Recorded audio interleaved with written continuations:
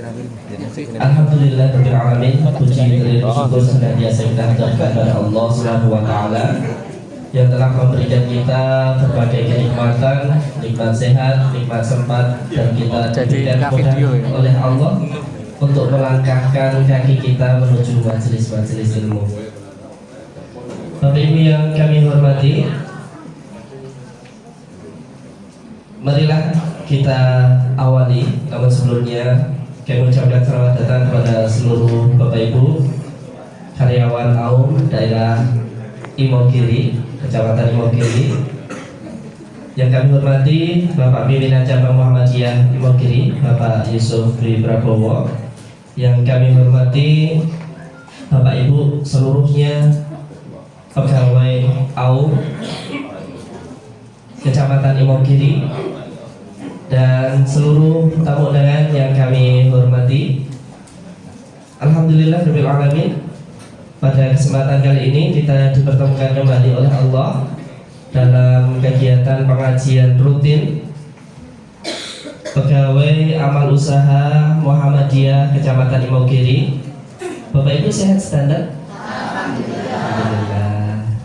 Ya, untuk pengajian pada pagi hari ini kita mengusung tema profesional dalam kerja di AUM dan profesional dalam kontribusi di cabang dan praktik. Bapak Ibu yang kami hormati, tidak perlu panjang lebar, kita awali pengajian rutin pagi hari ini dengan membaca basmalah. Untuk selanjutnya pembacaan ayat suci Al-Quran yang akan dibacakan oleh Bapak Supri. Kepada Bapak Supri kami persilakan.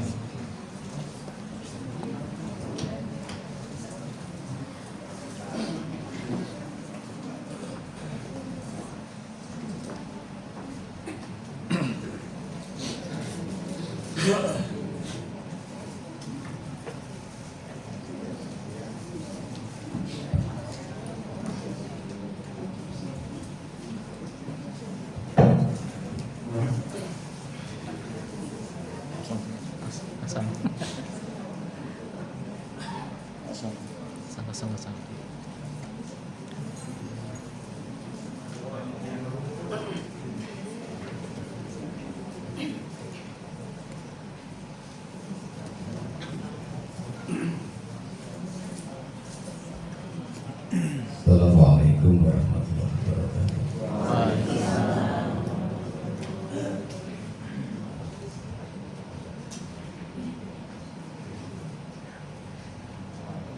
A'udzu billahi minasyaitonir rajim.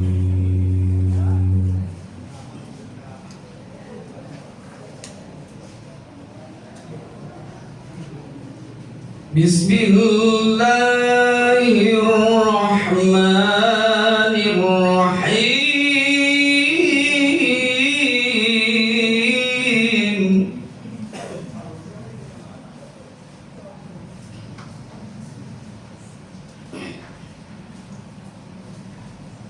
Tabarakalladzi biyadihil mulku wa huwa ala kulli syai'in qadir.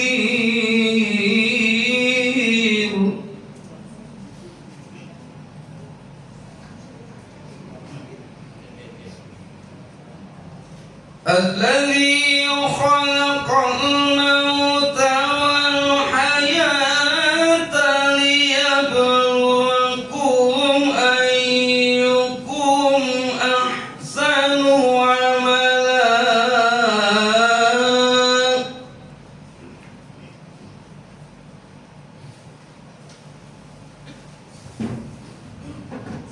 Wa huwal azizul ghafur.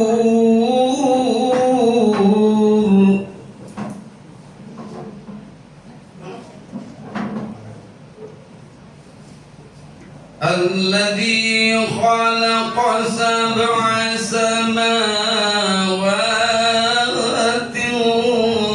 tibaqa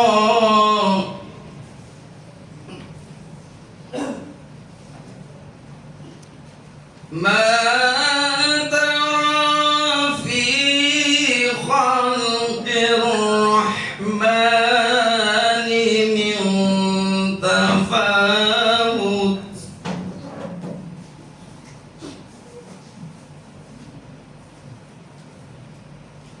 فارجع البصر هل ترى من فطور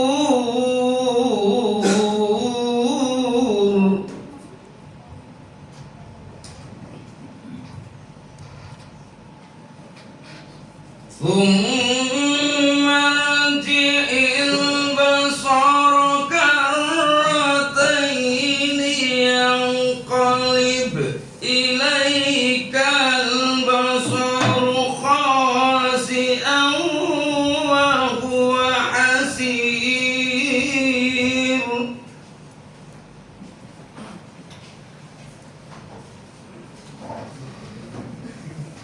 ولقد زينا السماء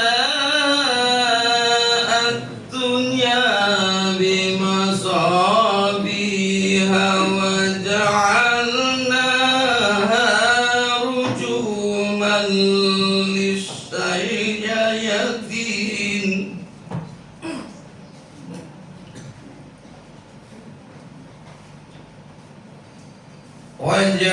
وجعلناها رجوما للشياطين وأعتدنا لهم عذاب السعير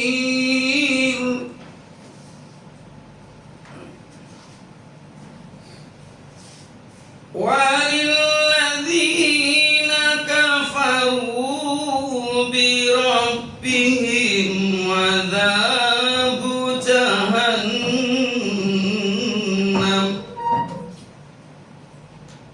وبئس المصير صدق الله العظيم.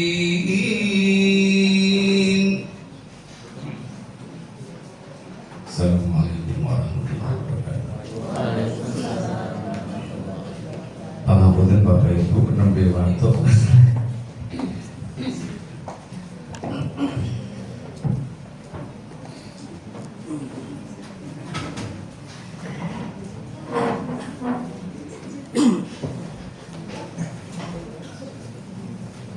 Sadaqallahu azim. Kita haturkan terima kasih kepada Bapak Supriyanto yang telah membacakan ayat-ayat suci Al-Quran. Mudah-mudahan Allah senantiasa memberikan keberkahan, kelancaran, serta bertambahnya pengetahuan dan keilmuan kita, serta bertambah juga keimanan kita kepada Allah SWT. Kami haturkan selamat datang kepada Dr. Nurmasali, SHMU. Untuk selanjutnya kami mohonkan sambutan pimpinan cabang Muhammadiyah Imogiri kepada Bapak Haji Yusuf Dwi Prabowo. Kami persilakan. Assalamualaikum warahmatullahi wabarakatuh. Innal hamdalillah nahmaduhu wa nasta'inuhu wa nastaghfiruh wa na'udzu billahi min shururi anfusina wa min sayyiati a'malina may yahdihillahu fala mudilla lahu wa may yudlil fala hadiya lahu.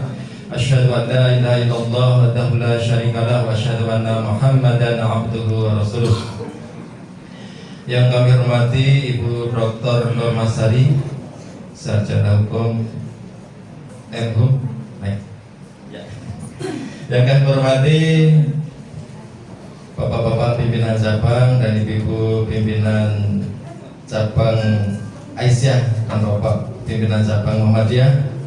Yang kami hormati Wakil Ketua Bidang Kader Mas Piska MSI. Yang kami hormati Mas Fahrozi, Ketua Majelis Kader PJ Imogiri, dan Bapak Ibu karyawan AUM yang berdomisili di Imogiri yang saya hormati, rahimahullah. Alhamdulillah, segala puji bagi Allah yang telah memberikan nikmat sehat, nikmat sempat, sehingga pada kesempatan pagi yang cerah ini kita semua bisa berkumpul di ruang pertemuan yang insya Allah dingin, ya. Mudah-mudahan cukup, ya. Alhamdulillah ini di luar ekspektasi, ya. Biasanya tidak sebanyak ini, tapi alhamdulillah ini sebanyak ini. Mudah-mudahan besok kita banyak ya.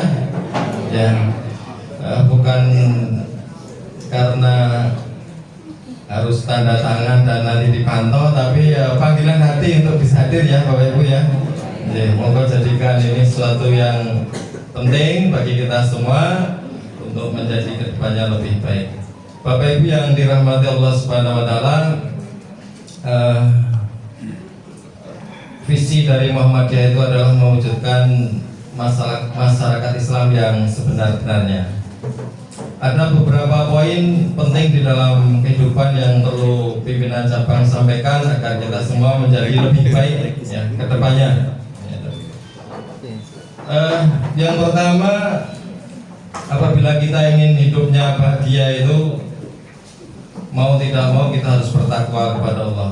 Ya, bertakwa kepada Allah ini merupakan hal yang harus kita lakukan sehingga hidup kita akan menjadi bahagia. Allah Subhanahu Wa Taala berjanji akan memberikan kebaikan hidup di dunia dan di akhirat di dalam surat An-Nahl ayat 97.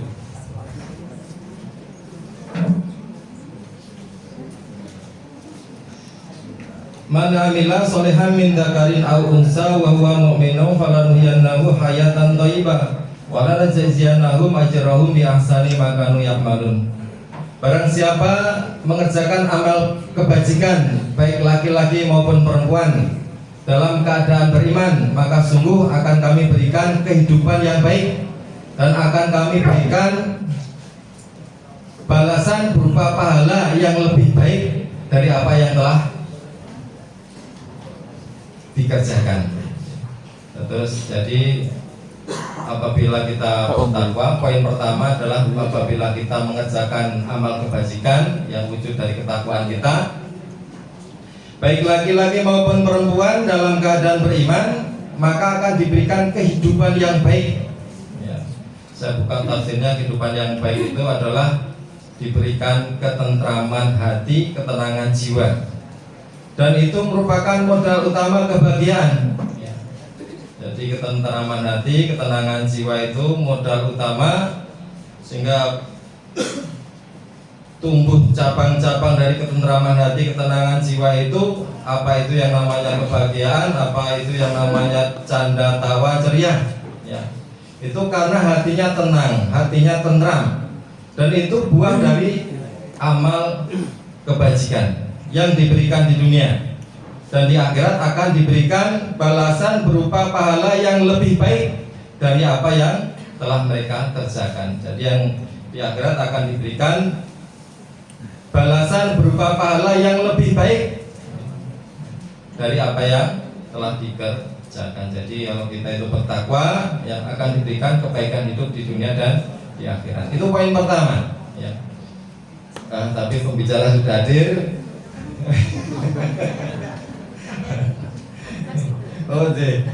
Poin pertama ya, ini poin-poin penting di dalam kehidupan. Poin yang kedua,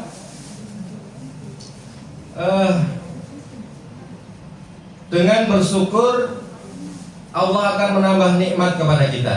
La in syakartum la azidanakum. Jadi poin yang kedua ini, apabila kita mensyukuri nikmat yang Allah berikan, maka Allah akan tambah nikmat tersebut. Jadi ini poin penting juga ya. Poin kedua di dalam kehidupan, apa yang Allah berikan pada kita harus disyukuri. Entah itu nikmat sehat, nikmat tempat, nikmat harta, dan nikmat-nikmat yang lain. Ini harus disyukuri. Salah satu kesyukuran kita adalah hadir pada kesempatan pagi hari ini untuk menuntut ilmu. Penting ya. Poin yang ketiga, apabila kita bermaksiat maka nikmat akan dicabut. Jadi kalau kita itu di dalam hidup ini bermaksiat ya, banyak salah dan dosa, maka nikmat itu akan dicabut. Minimal hati itu akan menjadi resah, hati tidak tentram ya, karena maksiat tersebut. Kalau hati kita tentram karena berbuat maksiat, itu perlu dikoreksi hati kita. Karena normalnya hati ya, Kalau berbuat salah dan dosa itu menjadi resah, menjadi tidak tenang, menjadi tidak tentram. Ya. Nikmatnya akan dicabut dan nikmat-nikmat yang lainnya akan dicabut. Ya. Di poin yang ketiga, jadi kalau kita berbuat salah dan dosa, ya nikmat tersebut akan dicabut. Yang keempat, poin yang keempat, apabila kita bertobat mohon ampun maka nikmat tersebut akan diberikan kembali. Jadi poin keempat, ya, apabila kita bertobat dan banyak mohon ampun maka nikmat tersebut akan diberikan kembali. Ya, jadi kita manusia biasa, manusia yang bisa salah, bisa berbuat kekeliruan, bukan orang yang maksum itu yang terjaga, ya, seperti Rasulullah. Ya. Maka apabila kita berbuat salah, paling tidak cepat-cepat harus diikuti dengan istighfar, mohon ampun. Ya. Kemudian diikuti dengan perbuatan baik. Ya.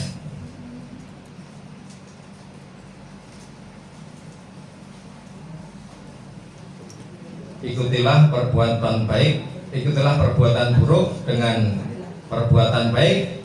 Niscaya kebaikan itu akan menghapuskan keburukan. Jadi poin-poin di dalam kehidupan tersebut mari kita camkan, kita tanamkan di dalam diri kita, sehingga dengan diri-diri yang baik menjadikan keluarga baik, kemudian menjadikan masyarakat yang baik, sehingga cita-cita Perserikatan Muhammadiyah untuk mewujudkan masyarakat Islam yang sebenar-benarnya bisa terwujud dengan baik. Demikian yang bisa saya sampaikan, pesan-pesan dari pimpinan cabang Muhammadiyah Imogiri yang mengajak kita semua menjadi baik. Semoga Allah Subhanahu wa taala memberikan kekuatan kepada kita semua untuk bisa senantiasa beramal soleh dan menjadi orang yang baik. Amin ya rabbal alamin. Nasrul minallahi wa fatun qarib. Assalamualaikum warahmatullahi wabarakatuh.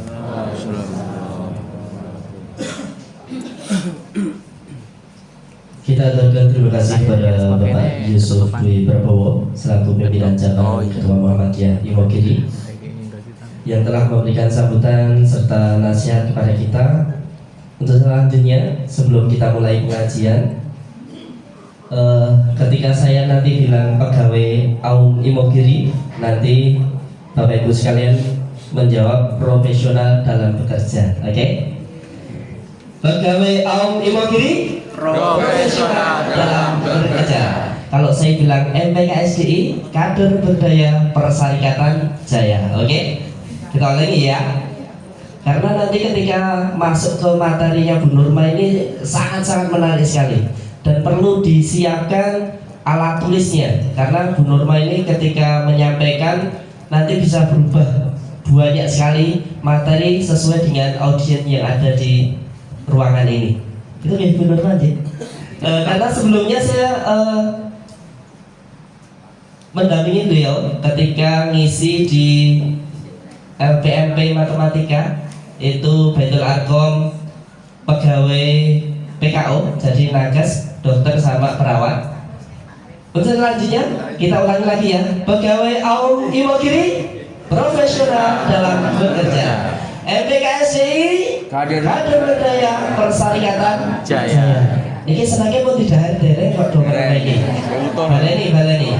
MPKSDI kader berdaya Perserikatan Jaya. Oke, untuk selanjutnya Bapak Ibu yang kami hormati, karena sudah hadir pemateri di hadapan kita, Dr. Nurma Sari SHM perlu kami sampaikan bahwa beliau ini adalah Wakil Rektor Bidang Sumber Daya Manusia Universitas Ahmad Dahlan Yogyakarta. Kemudian beliau juga Ketua Umum Pimpinan Pusat Nahdlatul Aisyah periode 2012-2016. Untuk selanjutnya kami persilahkan kepada Dr. Nurma Sari untuk menyampaikan materi dengan tema profesional dalam bekerja di Aum dan profesional dalam kontribusi di cabang dan ranting. Semoga.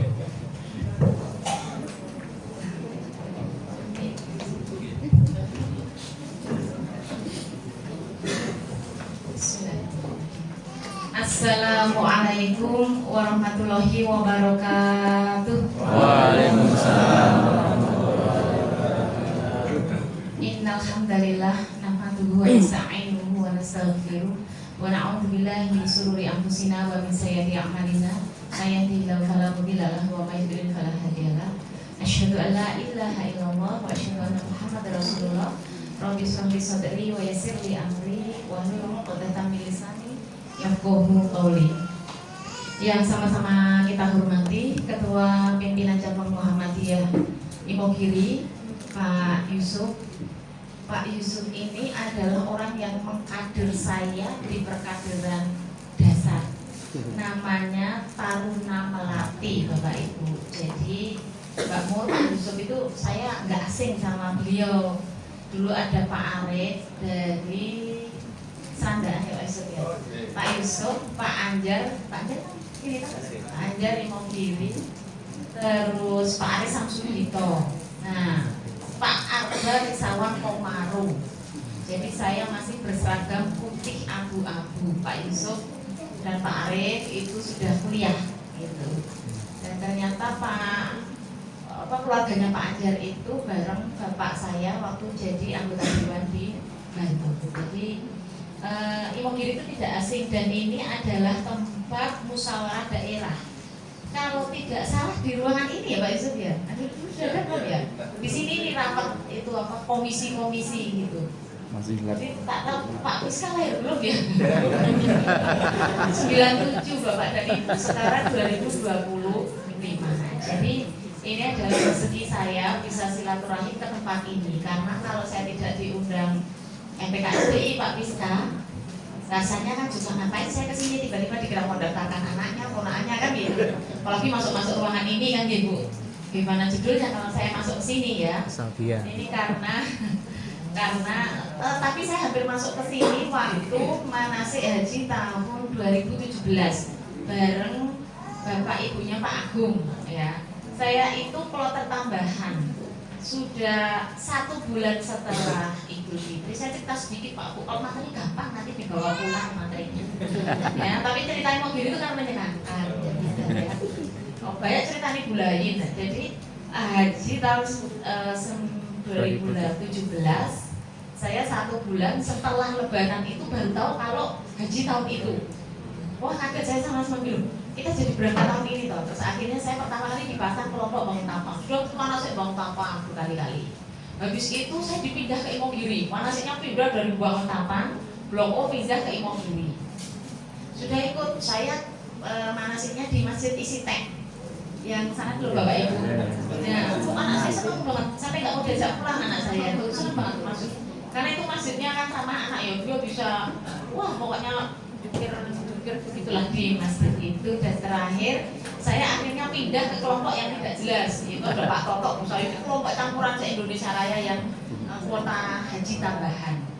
Nah, haji saya itu saya bareng Bu Nur Hidayati karena waktu itu dia begitu tahu saya masuk kuota tambahan telepon, "Dek, saya tahu ngarep mantu ya, Mbak, aku maju." Saya nanti bilang apa sama kantor Kemenak, Mbak? Ya ngomong banyak aku mantu. Waduh gimana nih? Akhirnya saya telepon kantor Kemenak. Hari Nyom Sewu ini Mbak Yu saya di Indonesia boleh maju nggak hajinya? Alasannya apa Bu Nurma? Tahun depan mantu. Ini haji kedua sama persis dengan ibu saya. Jadi Nyom Sewu saya nggak mau bohong, mau haji kok bohong ya kan? Terus akhirnya 2 hari kemudian saya ditelepon, "Bu, ini ada yang mundur tiba-tiba, padahal semua berkas siap. Temannya ibu bisa transfer dalam waktu 2 jam nggak gitu?"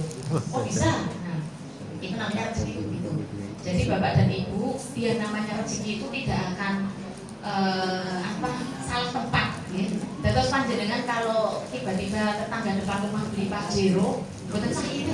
Nanti ada masanya ya, Pajero versi mini, versi ekonomi dan sebagainya itu selalu ada gitu, oke. Jadi tenang saja ya, Mbak Mur. Rezeki itu tidak akan pernah tertukar. Nah, rezeki saya juga tidak tertukar. Pagi ini harusnya saya berada di tempat lain. Tapi tadi suami saya bilang, akhirnya mama ke Imogiri itu. Mama tuh sering, saya kalau lewat sini, ke rumah bu lain, pasti nunjuk-nunjuk tempat ini. Biar mama musdahnya di sini loh. Kalau suami saya kan di Jalan Sultan Agung karena dia PDI RN Kota. Itu namanya rezeki Pak. Jadi rezeki itu tidak tertukar. dengan tindak pengajian ini juga rezeki yang tidak tertukar. Ya. Siapa tahu di sini ketemu calon besan, gitu Pak. Ya kalau cari calon besan di sini Bu, jangan tempelkan gitu, ini transaksional, ya. Jadi saya itu juga, cuma sayangnya ini anak saya nggak saya ajak, biasanya saya ajak napak tilas ke tempat mamanya. Dan ini Pak Yusuf, saya di Ramadan kemarin itu jadwal ceramahnya lebih banyak daripada suami, karena suami sudah bertekad mau di tempat saya itu kan mix jamaah ya Mbak Bu. Tetangga saya itu banyak yang suaminya itu juga non muslim, jadi suami saya menjaga untuk tetap sholat tarawih di rumah gitu. Jadi imam ibu-ibu yang suaminya non muslim gitu. Jadi yang ceramah kemana-mana saya, yang setiap tempat yang saya kunjungi itu ternyata dulu almarhum bapak saya itu ceramahnya di situ. Jadi ternyata Allah itu memberikan jalan gitu, karena dulu bapak saya kan tidak mau mondok Pak Yusuf, saya dulu di SMA 8 kan.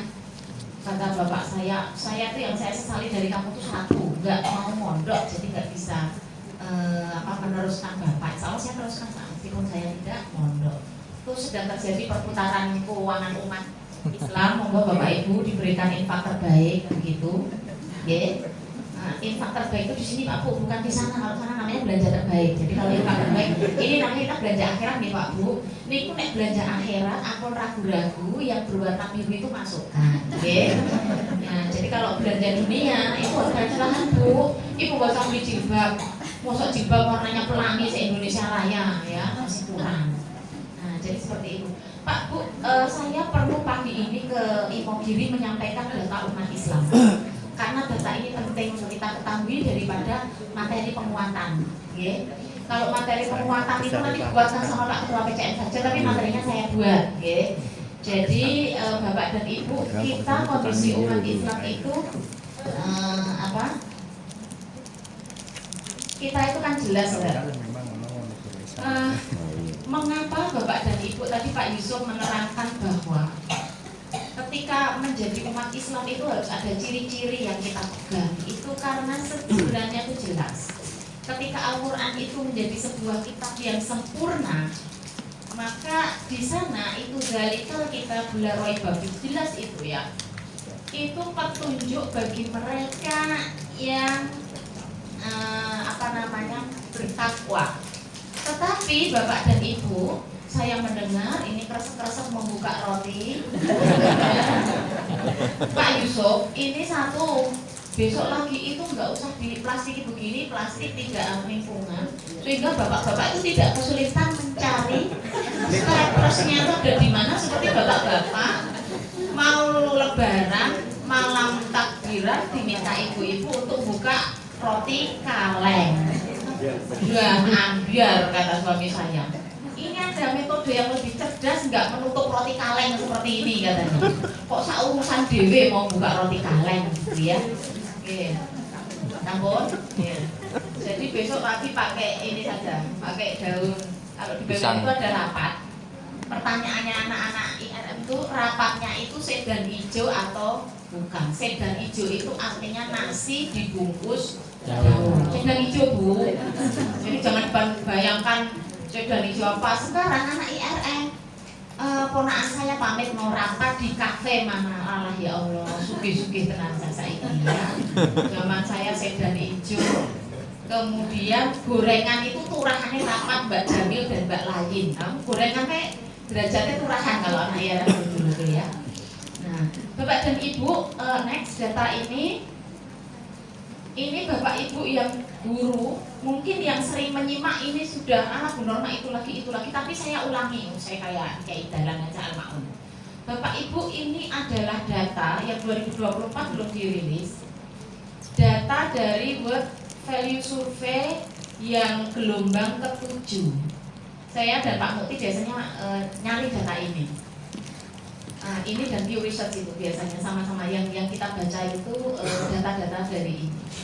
Ini adalah gambaran keluarga di Indonesia Bapak dan Ibu, keluarga kita semua. Yang di survei ini ribuan dan value survei ini valid Pak Yusuf karena ini memang diaju di seluruh dunia. Ilmuwan tuh memakainya ini. Yang pertama adalah pertanyaannya itu apakah atau keluarga Anda diajarkan hal ini? Pertanyaan pertama. Diajarkan perilaku yang baik? Iya. Berarti ini sudah sesuai dengan nilai Quran di mana 84,4% itu keluarga di Indonesia mengajarkan perilaku yang baik, ya.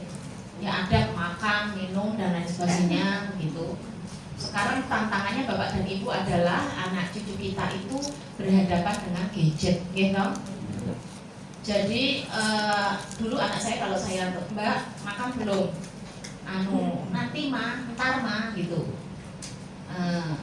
Kan saya agak ini ngegas ya kalau saya suruh 2 kali belum selesai. Sekarang dia punya bahasa yang persuasif Pak Bu. Mbak sudah makan belum? Sekedar deh Mas. Sambil tangannya punya ke handphone. Tapi bahasanya tuh membuat saya nggak bisa marah gitu. Ternyata saya buka ChatGPT keluarga saya, dia nulis di situ bagaimana menjawab agar bisa menunda pekerjaan dan mama tidak tersinggung. Oh, dia lupa bahwa ChatGPT-nya itu sekeluarga gitu. Iya, anak wedok kaya ngene iki, saya bilang seperti itu. Nek biyen dia rawani to ya. Mau didamu sama bapak itu J gitu. Jadi dia tanya, termasuk bagaimana menyampaikan ke mama nilai pelajaran kemuhammadiyahanku 97 tidak 100 agar mama tidak ngegas katanya gitu. Saya baca ChatGPT historinya, kok bocah ini gawe ibune ra nesu mergo pemamadian. Saya tuh bilang sama anak saya, "Nak, kalau kamu itu bahasa Jawa itu nggak bisa 100 kis, mama maklum lah saya. Semua angel ngandani bahasa Jawa. Tetapi nek Muhammadiyah yo jangan di bawah 100 Nak," saya bilang kayak gitu. Nah, kemudian yang kedua Pak Bu, ini menjadi perhatian kita Pak Yusuf. Mengapa orang Indonesia itu tidak mandiri? Ya, karena memang di keluarga itu yang mengajarkan kemandirian hanya 54,4%. Bapak dan Ibu, terutama ibu-ibu, mari kita menyabarkan diri ketika meminta anggota keluarga kita untuk mandiri. Contoh, saya itu memberi pekerjaan anak saya itu mencuci piring, membersihkan meja dan nyapu.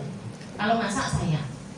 Tapi ibu-ibu ini kan sering nggak sabar ya, dipongkon nyuci piring kayak mau rawes-wes gitu.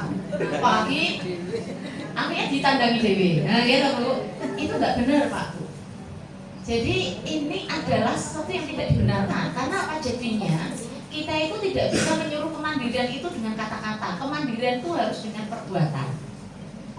Terus bapak-bapak misalnya meminta apa kepada putra-putri penjenengan, dan ketika tidak dilakukan, tunggui Pak Bu.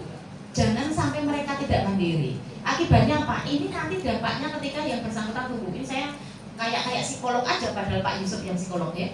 Jadi dampaknya itu akan terasa. Bayangkan Pak Bu, saya 99 kuliah di FHUGM. Di tempat kos teman saya itu merajang loncang. Dan di sebelahnya ada telur. Saya mau masak telur buat saya dan teman saya. Pertanyaannya cah Purworejo kepada saya itu apa Mbak? Gusti Allah, loncang seumur murid. Nanti sampean saya bilang gitu. Apa hubungannya loncang sama telur? Astagfirullahaladzim. Ya kalau dia itu rumahnya Philadelphia, Kentucky gitu. Kita Purworejo orang ngerti hubungan loncang sama telur untuk jadi gitu loh. Apa ya dia nggak pernah pegang itu di rumah gitu. Ini kan pertanyaan mendasar. Pak Bu, saya itu telepon suami saya. Yang jenengan di Inggris hari ini masak apa? Aku masak sayur bening. Bumbunya apa kan? Yohano ono brambang, terus ya. Terus ono kunir. Nah di situ saya mulai curiga. Jadi mau sayur bening kok ono kunir. Nah, terus itu krim. Krim ini gentine santan. Oh, saya ini konsep sayur bening ini nganggo santan ya. Saya bilang gitu. Oh ya baiklah. Itu karena ternyata suami saya itu memang suka membedakan antara jahe dengan dia tidak bisa membedakan dulu antara kunci dengan kencur. Nah tapi itu masih agak mirip Bu. Yang parah ponan saya nggak bisa membedakan antara merica dengan tumbar. Dan saya suruh ngulek merica, yang dia ulek tumbar. Ini bumbunya kok dari aneh, kayak ini mau lebih ya masak. Saya bilang itu kan sama-sama bulat tuh. Itu apa? Karena tidak diajarkan kemandirian. Ya, sehingga yang saya temui Pak Bu, saya pernah anaknya seorang pemilik pesantren yang besar di Indonesia ini sedang S3 terkena penyakit kolesterol. Kemudian saya ke kosnya tuh saya tanya, penjenengan itu kenapa kok kena kolesterol? Pagi, siang, sore, malam dari kampus saya goreng telur Bu Nurma. Takjak ke supermarket. Saya ajari masak yang simple. Padahal reputasi saya nggak pernah masak di rumah, gitu ya. Tapi tiba-tiba saya ngajari orang masak, karena ternyata dia tidak mengenal hal basic masak, artinya goreng telur. Saya kemarin pergi 2 minggu itu juga bapak-bapak pertanyaannya, selain goreng telur, apa yang bisa kita masak Bu Nurma? Ya sebenarnya batu bisa dimasak loh, saya bilang gitu. Jadi di grup itu pertanyaannya harus banyak strengthening higher education in Indonesia. Pertanyaannya selain telur bisa masak apa Bu Nurma? Ya Allah, macam saya ini chef kelas piungan saja ya ditanya soal memasak. Yang ketiga adalah bekerja keras Pak Bu. Nah, mengapa perekonomian kita itu tidak naik tajam seperti di Cina? Itu karena tradisi bekerja keras kita itu tidak diajarkan di keluarga. Contoh, mengerjakan pekerjaan itu diberi time frame Pak Bu, diberi waktu. Saya memberikan waktu pada anak saya, nak nyuci piring itu 1 piring waktunya sekian. Itu agar dia bisa segera beralih ke tempat pekerjaan yang lain. Kalau kita kan enggak, ibu-ibu itu kalau lewat di rumah si mbak saya, nyuci piring itu sambil ngobrol, musernya tuh 20 kali putaran loh. Terus nanti dibalik lagi. Saya bilang iki nyuci piring, apa nyuci elek tonggone, saya kan gitu kan, ibah maksudnya Pak Bu. Nah, jadi yang seperti itu Pak Bu, soal bekerja keras, karena apa? Sekarang kita juga dihadapkan pada contoh, nggak penting sekolah tinggi-tinggi, nggak penting bekerja keras, yang penting gegenganmu sopo, ya kan? Jadi masalahnya contoh, ini masalahnya contoh di negeri ini Pak Bu. Bapak Ibu mau mengatakan gubernur politis, sangat politis saya, sekolah saya itu hukum dan politik itu 2 sisi dari sekeping mata uang. Kalau saya sampai nggak ngerti situasi politik, namanya bukan sarjana hukum. Nah bayangkan Pak Bu, sekarang apa yang terjadi? Yang penting kowe anake sopo, ya kan? Bukan kowe kerja keras sopo, yang penting gegenganku sopo, anake sopo, sing nggawa sopo, cerakku sopo, ya kan? Masalahnya ini contohnya tuh ada di nomor berapa Pak Bu? Nah, masalahnya ada di situ. Jadi Bapak dan Ibu, ini adalah fenomena yang lain.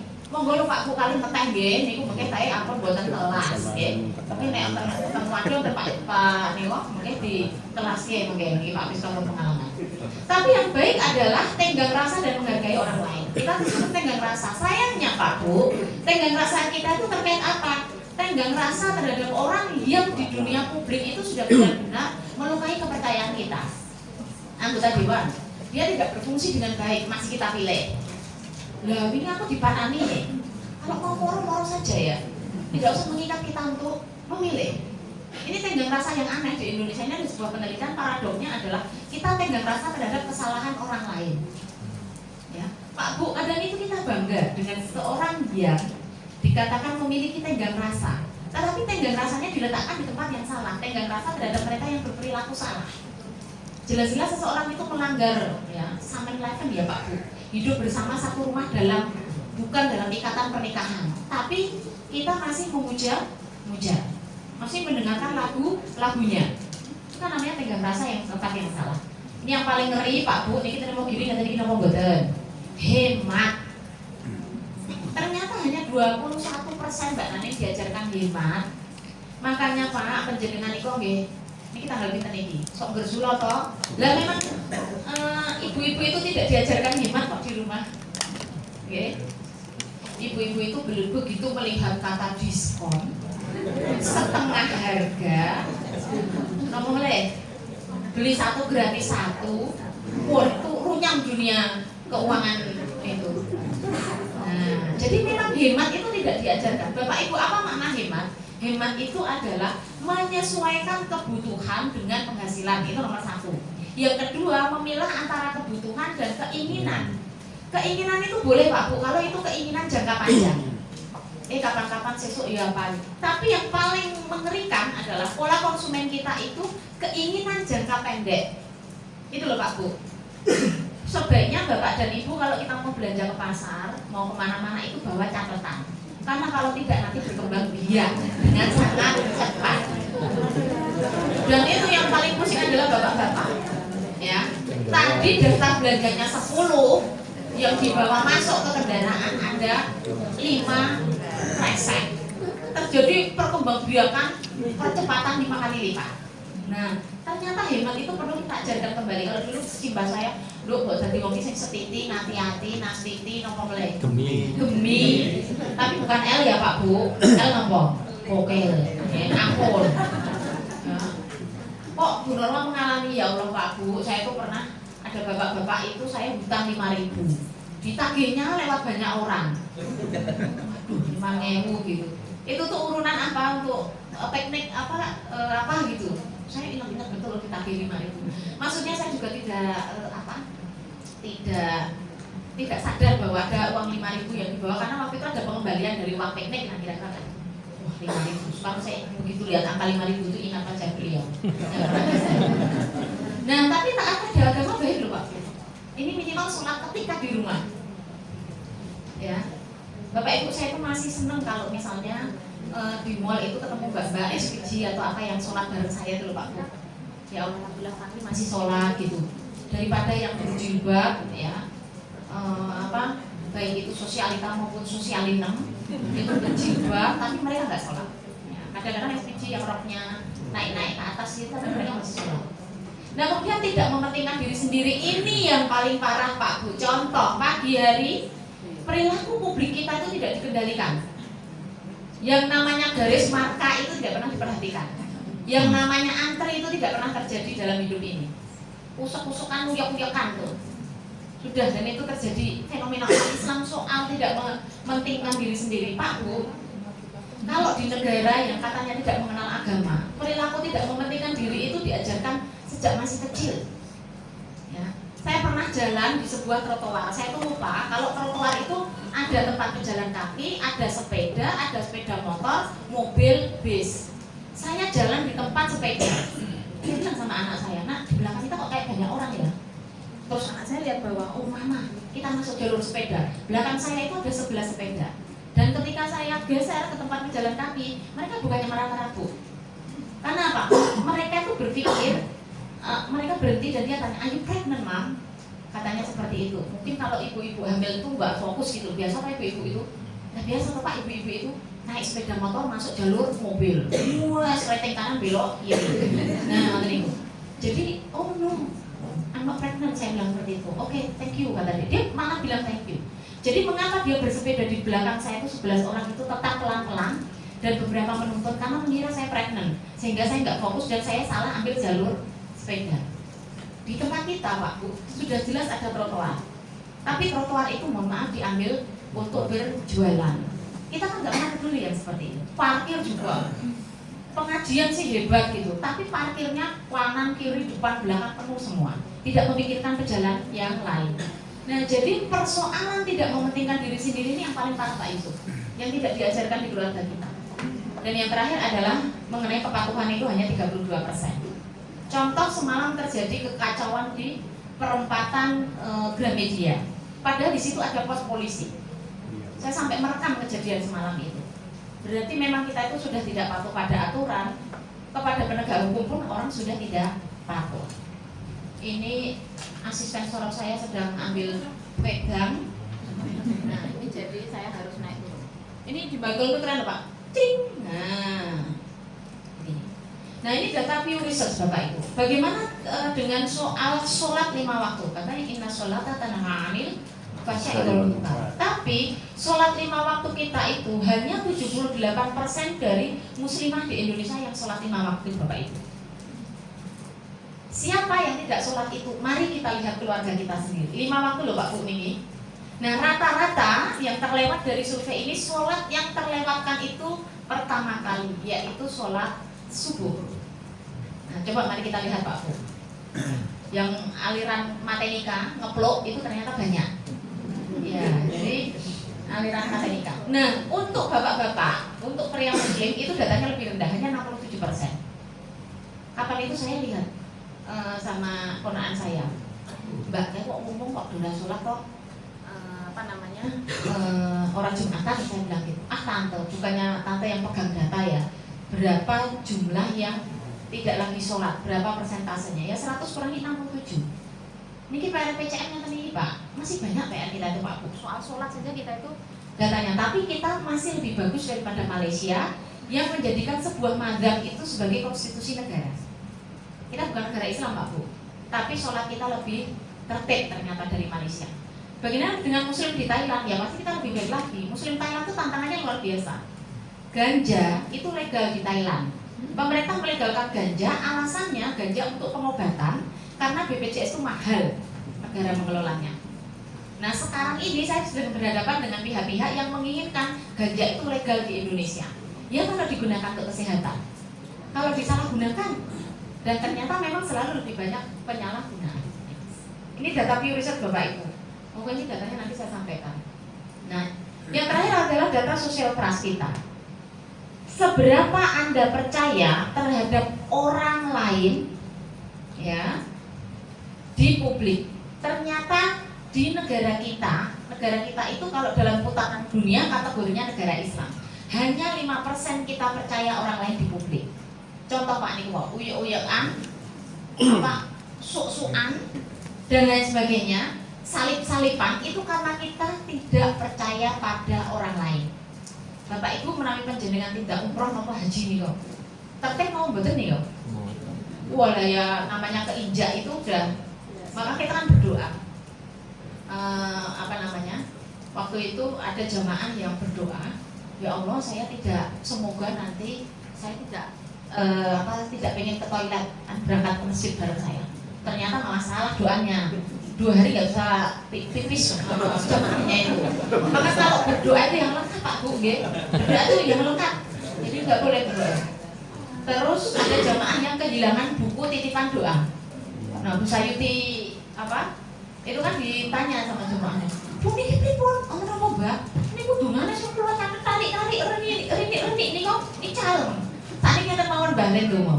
Duh Gusti Allah mugi-mugi sesinten ingkang nitip donga kaliyan kula, ingkang donganipun menika sae, mugi pun ijabahi. Ngoten mawon Mbah dongan. Lah pripun simbah-simbah iku sok kehilangan ini, sabuknya hilang. Itu muter berkali-kali balik kita waktu pinten iki Mbah, kula ngoten niku.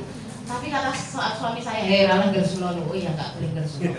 Karena ketika saya dorong jamaah saya yang 87 tahun itu dititipkan kelompok saya. Katanya kelompok saya itu kelompok junior. Ternyata saya dapat 87 tahun. Oh ya saat ini mau kajian itu 87 tahun itu junior. Oke saya nih. Saya dorong Pak Bu ngeten iki. Baru batin saya. Iki simbah iki bar tawaf njaluk apa meneh yo. Baru batin. Tiba-tiba di sebelah kanan saya itu ada ibu-ibu jalan sudah begini. Ini yang saking bungkuknya. Dan dia jalannya lebih cepat dari saya. Tok gitu. Astagfirullahaladzim. Astagfirullahaladzim saya bilang gitu. Berarti ini kan tamparan buat saya nih. Dulu saya yang baru umur 30-an kok sudah mengeluh, ada ibu-ibu yang sudah bungkuk sebungkuk itu saja jalannya lebih cepat. Terus orang ngatakan ini, Mbak, jadi kan balik tindak begini mawon Mbak. Sampun Mas, kula pencekan. Oh, alhamdulillah. Wong si Mbak ini ku mlebet pundi Masjid Nabawi niku. Mas, alhamdulillah pun dumugi pagelaran keraton. Wah, jenengan niku kaji. Niki Masjid Nabawi. Oh, nggih Masjid Nabawi. Lah nek pawone Masjid Nabawi niku pundi Mas? Oh, pokoknya saya tuh gini, ya Allah, alhamdulillah saya tuh diberi hiburan selama haji. Gitu ya. Taman pawon. Dan tiba-tiba Pak Bu pakai kaos singlet putih, kaos kebesaran bapak-bapak, pakai celana hitam, kolor kebesaran bapak-bapak, keluar dari hotel, katanya mau tilek sawah. Suami saya tilek ngandani kepiye kaya ngene iki yo. Wah, berpikir keras. Sejak saat itu kami berdua mengajari, mbok sesuk ade iki nek suwi yo sebaya ngene iki yo. No komen. Pak Bu, tahan kalau kita mau berkomentar tentang orang tua kita dan orang tua orang lain. Jangan-jangan nanti kita juga seperti itu. Pak Ibas sekarang masih muda nih.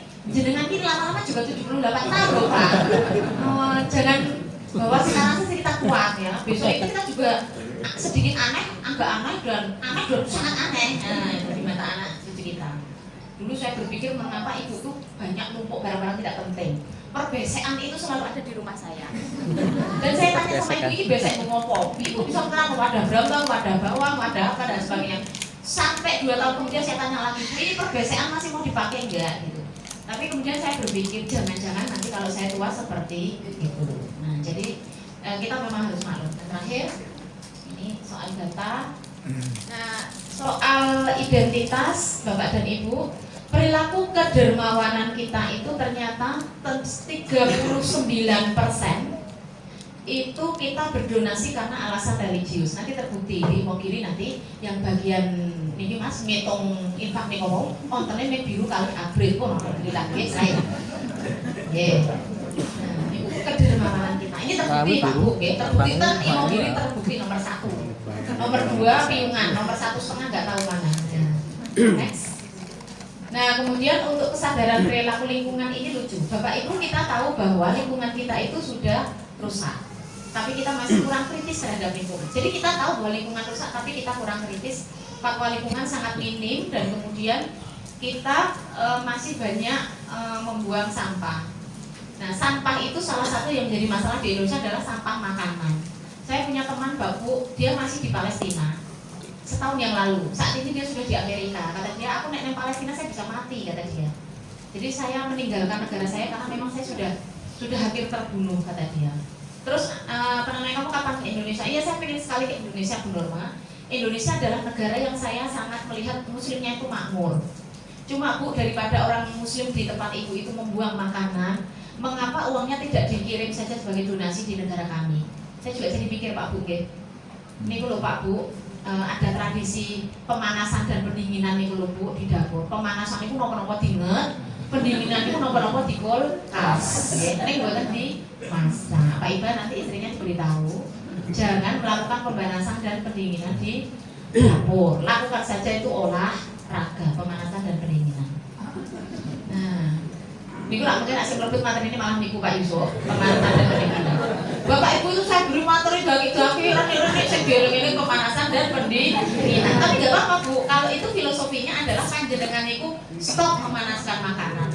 Berarti hanya masak yang akan kita konsumsi. Ini dari tujuan apapun Pak. Mau tujuan agama, politik, ekonomi, sosial, budaya pun leres. Dan juga stop pendinginan. Saya sekarang bikin aturan bahwa kulkas itu hanya kita gunakan kalau sangat amat perlu. Karena sekali kita masukkan ke kulkas, yang terjadi adalah kita sedang melakukan pembibitan di dalam kulkas. Berambang nanti tumbuh dan berkembang. Roti juga terisi di jamur-jamur, gitu. Maka saya mengatakan Ibu kalau pengajian nggak usah bawain pulang roti, kalau nyumbang nggak usah bawain pulang roti, nggak makan. Ibu kalau punya gawe, pulang bawain saja telur. Kalau telur pasti kemakan. Kalau roti itu saya sudah yakin. Nah, seperti itu. Dan ibu-ibu itu yang namanya perilaku terhadap kulkas itu, yang namanya keluar masuk kulkas itu sudah sering banget.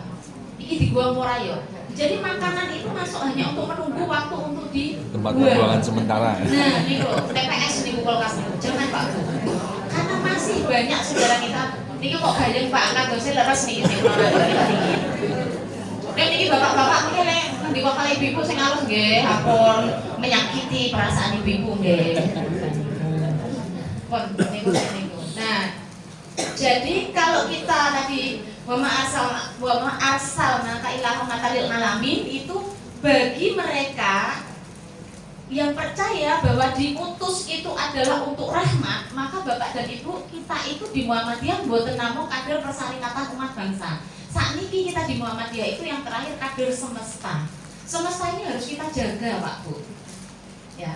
Saya mengatakan pada anak saya, nak kalau periode mama piknik itu yo meneng Cilacap. Supaya di Muhammadiyah kan saya dulu Pak. Piknik Cilacap itu sudah mewah sekali Pak Bu. Ke Batu Raden ngoten niku pun mewah banget. Nah, kalau dirimu nanti pikniklah ke bulan, jelajahilah semesta. Maka jangan sampai kamu sekolah tidak pintar matematika. Kenapa?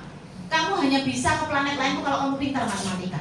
Kamu di sini malam-malasan belajar matematika. Yahudi, Israel itu sudah menyiapkan ribuan orang. Indonesia cuma punya 2 pakar rayak. Padahal kita punya banyak kayu. Israel itu punya 100 pakar rayak, Pak Bu. Di Israel itu orang tumbuh besar hanya dengan 1 pertanyaan. Kamu mau jadi pakar apa? Sampai makanya saya bilang sama anak saya, kamu boleh nak nggak ngerti apa-apa, tapi kamu nggak belajar matematika sungguh-sungguh. Taklukkan dunia. Karena ketika kamu generasi muslim yang tidak berusaha menaklukkan dunia, itu akan diambil generasi lain. Dan kita tidak tahu bumi ini akan dibawa ke mana. Ini penting Pak Bu. Ya, saya selalu men-challenge anak saya, lihat nak, lihat ini perang ini terjadi karena begini. Dan lihat nak, bahwa yang namanya pengetahuan dasar seperti matematika itu akan kamu bawa sampai kapanpun. Saya melihat pola haji kita itu yang susuan dan sebagainya itu karena kita tidak menggunakan ilmu matematika, kapan jemaah itu masuk dan keluar. Dan karena kita berada dalam posisi yang salah, bahwa sebaik-baik jemaah haji adalah yang lama tinggal di masjid sampai masuk angin, sak kamar dedak ngeroi dan lain sebagainya. Padahal ibadah haji itu kan tidak seperti itu. Nah, jadi kita perbaiki next. Nah, sekarang yang penguatan amal usaha sebentar saja. Ini nggak usah ada pertanyaan ya Pak Bu. Nggak usah, Bapak, nggak usah ada pertanyaan. Yang penting ada yang dibawa pulang ilmunya. Ya. Ternyata pemanasan dan pendidikan. Ngomongnya sudah pakai data, buat value survei sebenarnya saya dealing-dealing mau nipu. Ya, buat apa-apa. Minimal untuk saya dealing ya, demot ini. Nah ini makna profesi. Jelas Bapak dan Ibu, makna sebuah profesi itu lah. Saya kacamatanya tuh orang kedowo nih, oh memang kok. Untuk tobat nih ini buat tengah bocor. Ternyata saya itu generasi milenial plus minus ya Pak. Plusnya minusnya masih, tapi plusnya sudah. Ini serial tertua dari generasi milenial. Ini kita pun di awal sekali Pak Ketua PCN. Jadi sesungguhnya bukan hanya sholat ya, tetapi yang namanya ibadah itu ya hanya untuk Allah. Pak Bu begini, saya mulai menerapkan bahwa sesuai judul ini, pekerjaan, kehidupan, dan organisasi itu harus seimbang. Intinya materi ini. Tadi mengapa saya memulai dari cerita di rumah? Yang pertama, banyak orang yang bekerja dan waktunya banyak di tempat kerja, tapi tidak banyak menghasilkan sesuatu yang produktif. Karena apa yang dilakukan di tempat kerja? NG semua, ngernengi, nggersulo, apa mulai? Merasani, jadi tidak efektif. Yang harus kita lakukan, ini kado saya baterai ini yang buatan kuat mendampingi pulau. Ini baterai saya masih kuat Pak Bu. Pagi-pagi kok, matur nuwun Pak. Nggih. Jadi kehidupan kita di pekerjaan itu harus seperti itu Pak Bu, efisien saja. Pak jangan salahkan kalau sekarang jenengan punya pegawai ya di malam hari dan tidak sangat urgent kok WA-nya tidak dibalas. Tidak sangat urgent ya. Karena apa? Orang juga harus punya waktu untuk keluarga. Tapi kalau Pak Abis ini nggak bisa, karena dia 24 jam ngurusin penelitian. Dia loh yang membuat jadwal sendiri, bukan saya yang minta. Nah, kemudian yang kedua, soal kehidupan keluarga. Pak Bu, kehidupan keluarga itu harus menjadi salah satu bagian dari fokus kita. Bapak-bapak, kalau ibu-ibu itu suka piknik, jadi agendakan Pak piknik. Dia piknik itu betul sing awes-awes Pak Bu. Semalam saya diajak piknik itu mewah sekali Pak Bu. Saya diajak piknik kemana sama suami saya? Ke Tugu. Pas itu sudah romantis sedunia tuh untuk ukuran suami saya. Paling romantis sedunia. Saya diajak piknik, jalan-jalan ke Tugu, gitu-gitu, Malioboro, ngalor meneh, terus cari minum. Dan cari minum pun milih sing ora adem ya mah, mak dhewe wis arep 50 katanya. Wah, ini memang tantangannya. Kalau dulu minum sembarangan minum Pak Bu, sekarang nganggo adem sithik saawak sudah beda. Dan yang terakhir adalah di organisasi. Ini Pak Yusuf. Kadang kita itu punya aktivitas itu di organisasi kurang ramah keluarga.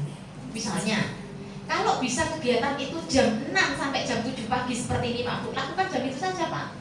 Agar nanti jam 9 bisa yang lain-lain, jagung, jogging dan lain-lain itu loh Pak.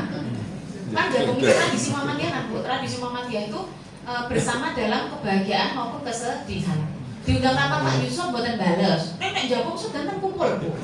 Takziah bapak saya orang se-Indonesia Raya Muhammadiyah datang. Gitu. Tapi kalau diajak rapat, centang bapak iki rit lama sing mana. Begitulah Pak. Cobaannya jadi ketua PCN. Saya tahu itu rasanya. Nah, jadi work life balance itu juga di organisasi. Panjenengan jangan pomat pamit sama istri rapat di Muhammadiyah. Ternyata yo orang rapat tenanan. Orang hasilnya skor rapat. Sekarang rapatnya biasa saja Pak Bu. Yang penting action. Ini rapat soalnya bahas untuk proposal. Proposal itu biar dibuat oleh AI. Gak usah mikir kayak dulu. Jadi sekretaris itu sekarang bisa loh. Saya bikin PPT-nya aja AI kok. Saya membuat PPT ini semalam itu sambil melakukan pemanasan terhadap budek yang diberikan ibu saya. Ya. Kata suami saya, Mami ngopo? multitaskingnya itu nyuci, ngangkat gudeg, pemanasan meneng kata suami saya. Suami saya itu dulu bertanya, ibu-ibu di seluruh dunia ini kok podo yo? Jadi ketika ibunya dulu suka ngangkat, terus ke rumah saya, ibu mertuanya juga suka ngangkat. Nah kayak gitu loh, lupakannya itu nggak boleh Pak Bu. Nah jadi antara kehidupan berkeluarga, kehidupan bekerja dan organisasi itu harus seimbang. Jangan sampai Pak Yusuf waktu kita di organisasi kita tidak dikatakan profesional. Kalau waktu kita di organisasi ini banyak terbuang untuk hal yang tidak perlu. Bahas proposal, nggak usah dibahas proposal itu. Proposal itu nggak sepenting-penting amat kok. Yang perlu dibahas itu fundraising, Bapak Ibu, gitu. Dan fundraising itu dengan perbuatan, bukan menggambar proposal. Wong kadang omongan satu orang tuh, kan saya bingung kalau sama bapak-bapak. Wah, jenengan ya Allah, dunyane kabeh wis cukup, nggih Pak. Niki tabungan akhiratnya nggih Pak, ada berapa lembar merah yang mau disumbangkan untuk niki Pak. Oh iya Bapak, saya orang yang sangat dermawan di muka bumi ini. Cuma ngomong 5 menit. Sudah berjuta-juta tertransfer. Daripada bikin proposal jilid itu zaman dulu Mas Yusuf, zaman kita IRM. Jangan Pak, sekarang serahkan pada AI. Terus rapat mau bahas backdrop kan di AI Bapak dan Ibu. Ibu-ibu rapat tim konsumsi bahas menu-menu kan di AI mawon Pak, Bu tanya ke GPT. Menu yang sehat untuk peserta ibu-ibu emak dengan LB lorong boyok. Seperti apa? Gitu loh. Sekarang AI itu untuk membantu kita. Jadi kalau saya ditanya profesional itu seperti apa? Gunakan waktu seproporsinya, secukupnya. Kalau bapak-bapak mau bertemu di rapat, itu bahasanya sudah ada. Dan rapat itu yang paling penting justru kultum Pak 7 menit.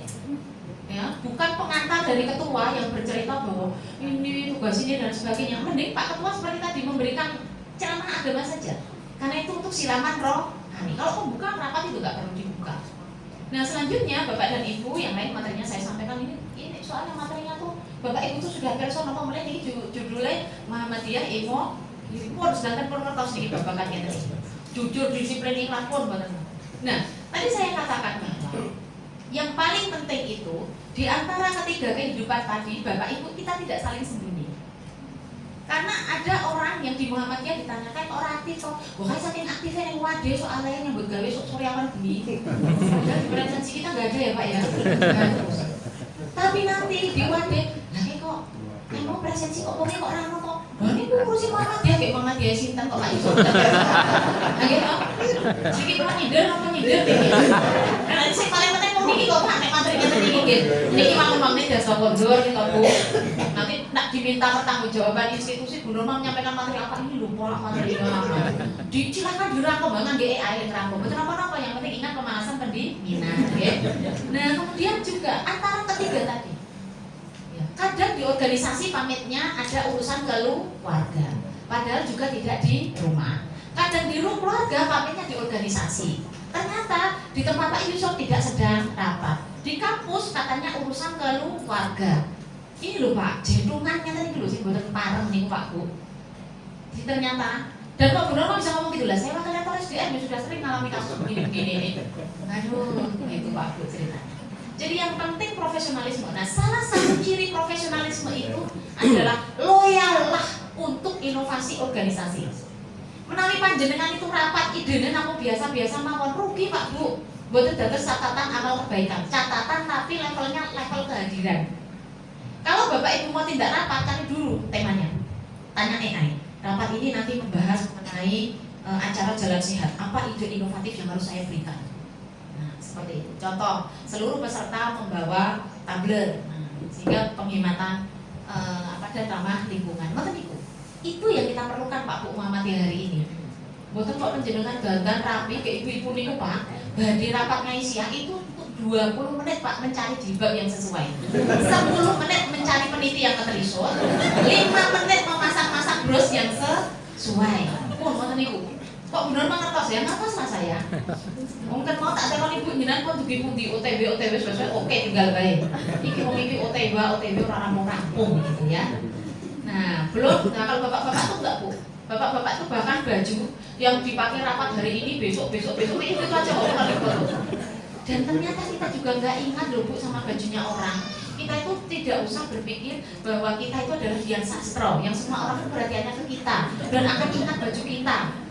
Kita itu yang penting kehadiran ke rapat itu adalah inovatif. Apa kemudian profesionalisme di rumah? profesionalisme di rumah itu adalah membahagiakan keluarga. Gitu Pak Bu. Jadi kan saya ada konteks dulu Bu. Kalau saya bilang, ya saya bilang, saya kan ngerajan.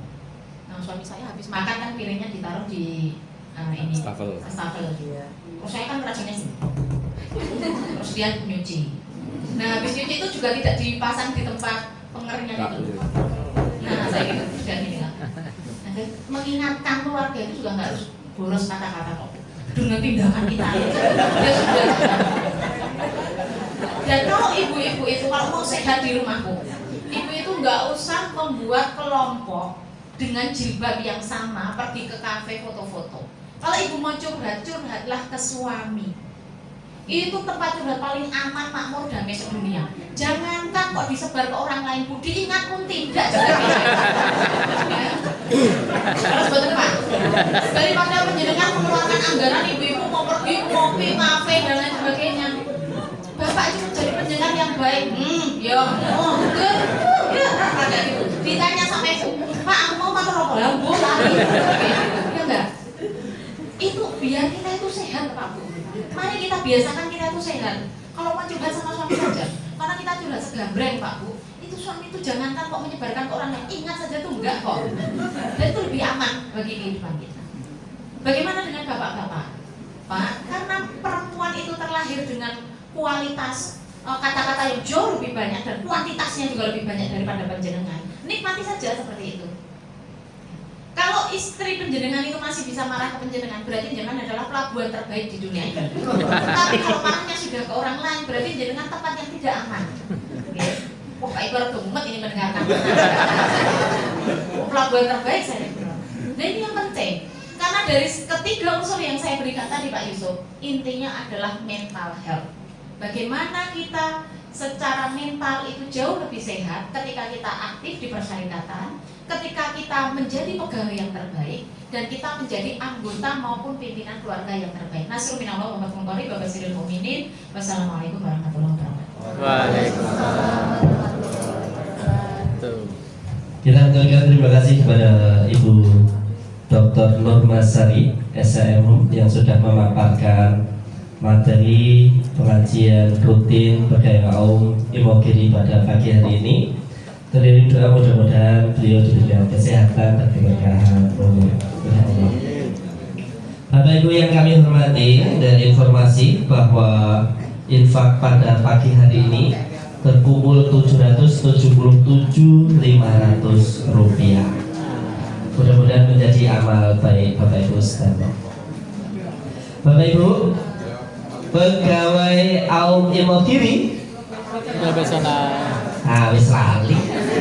Padahal tadi disampaikan Bu Norma banyak banget, hanya pemanasan biar pendinginan.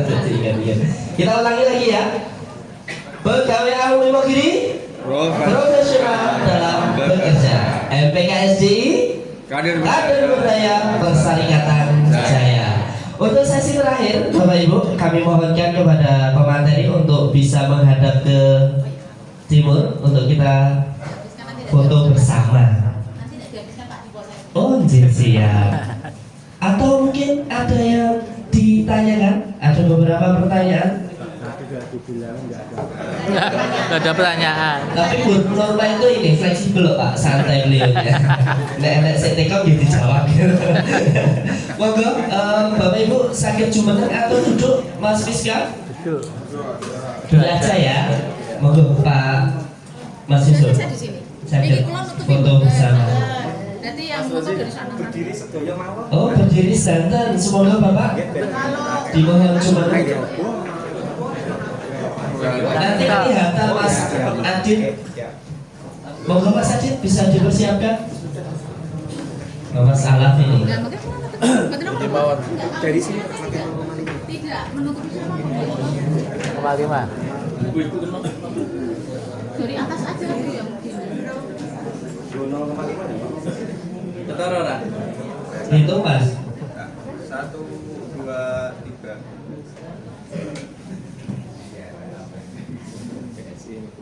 Satu, dua, tiga.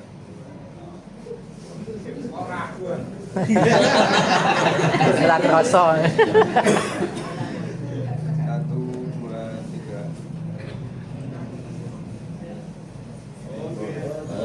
Oke, alhamdulillah.